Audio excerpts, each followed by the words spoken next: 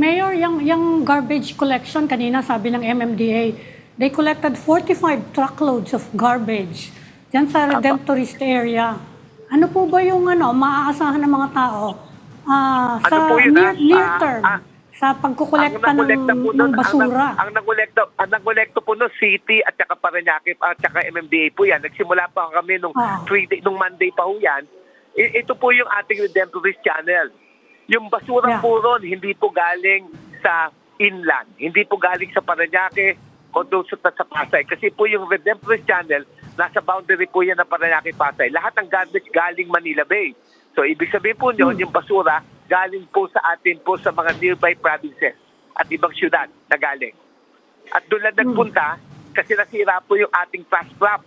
Yung ating fast trap dahil po sa lakas ng current, pumasok po dito sa Redemptorist Channel po natin. Pero hindi po galing ang basura coming from the inland.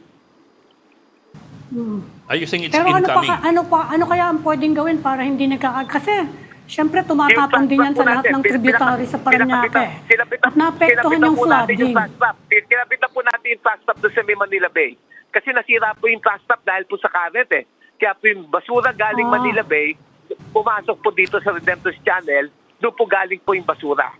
Doon po sa Manila Bay mismo. May fast trap po tayo doon, nasira po ng current sa lakas ng bagyo, ng hangin. Ngayon kinakabit po yung ating fast trap po doon. At gagawin po nating 2 layer yung fast trap.